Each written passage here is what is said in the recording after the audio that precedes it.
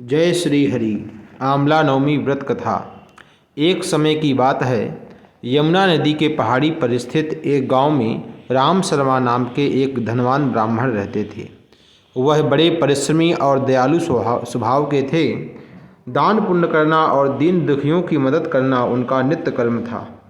ब्राह्मण के कृष्ण और धनंजय नाम के दो पुत्र थे और ब्राह्मण अब बूढ़े हो गए थे, इसलिए गृहस्थी का कार्य पुत्रों को सौंपकर वन में तपस्या करने चले गए। वन में कुछ समय रहने के बाद उनकी मृत्यु हो गई और उनकी मृत्यु के बाद दोनों पुत्र गलत राह पर चलने लगे। भोग विलास और शराब में उन्होंने सारा धन खत्म कर दिया और जब घर में धन नहीं बचा तो चोरी डकैती करने लगे। एक दिन रात में वह दोनों किसी घर में चोरी कर रहे थे कि राजा के सिपाहियों ने उन्हें पकड़ लिया और सिपाही उन्हें राजा के पास ले आए और राजा ने दंड स्वरूप उन दोनों को देश से निकाल दिया।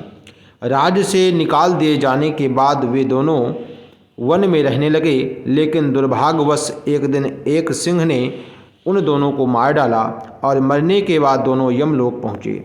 उनके कर्मों का फल मिलना था। पूरा लेखा जोखा करने के बाद चित्रगुप्त ने कृष्ण को नरक में डालने और धनंजय को स्वर्ग ले जाने का आदेश दिया। चित्रगुप्त की आज्ञा अनुसार यमदूत ने श्री कृष्ण को नरक में डाल दिया और धनंजय को लेकर स्वर्ग जाने लगा। धनंजय को इससे बड़ा आश्चर्य हुआ।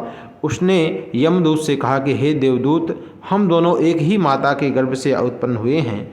हमने साथ में अत्याचार किए, पुण्य कर्मों की बात भी कभी नहीं की। फिर यह कैसे संभव हुआ कि मैं स्वर्ग जा रहा हूँ और मेरे भाई को नरक में डाल दिया गया।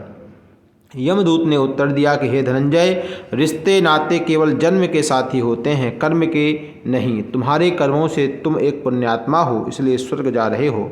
एक समय की बात है, तुम कार्तिक माह में अपने आचार्य के साथ उनके वस्त्र और अन्य सामानों को लेकर यमुना तट पर गए थे। वहाँ तुमने आचार्य की आज्ञा से शुक्ल पक्ष की नवमी, दशमी और एकादशी तिथि में नदी में स्नान किया और सभी आवश्यक नियमों का पालन किया। उसी के पुण्य प्रताप से तुमको अक्षय स्वर्ग जाने का फल प्राप्त हुआ।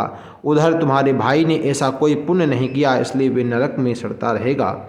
यह सुनकर धनंजय को बड़ा आश्चर्य हुआ और उसने यमदूत से अपने भाई की मुक्ति का मार्ग पूछा। यमदूत ने बताया कि हे धनंजय, तुम्हारे पूर्व जन्मों के पुण्य को बतला रहा हूँ। पिछले जन्म में तुमने कार्तिक मास के शुक्ल पक्ष की नवमी तिथि को वस्त्र, स्वर्ण, रत्न और कुष्मांड दान किया था। इससे तुम्हें जो पुण्य प्राप्त हुआ है वह स्वर्ग वालों के लिए भी दुर्लभ है। यदि तुम वह पुण्य अपने भाई को दान कर दो तो वह नरक से मुक्ति पा सकता है। यह सुनकर धनंजय ने अपने पूर्व जन्म का पुण्य अपने भाई को दान कर दिया। उस पुण्य के प्रभाव से कृष्ण को नरक से मुक्ति मिल गई और वह अपने भाई धनंजय के साथ भगवान विष्णु के परम पद का अधिकारी हुआ। तो यह थी अक्षय नवमी की संपूर्ण कथा। इस दिन वस्त्र, रत्न, कुष्मांड आदि दान करने से उत्तम पुण्य की प्राप्ति होती है।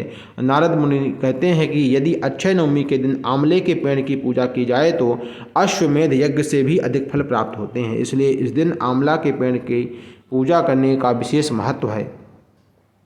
हम आशा करते हैं कि यह आप लोगों को कथा अवश्य पसंद आई होगी। जय श्री हरि। बोले लक्ष्मी नारायण भगवान की जय।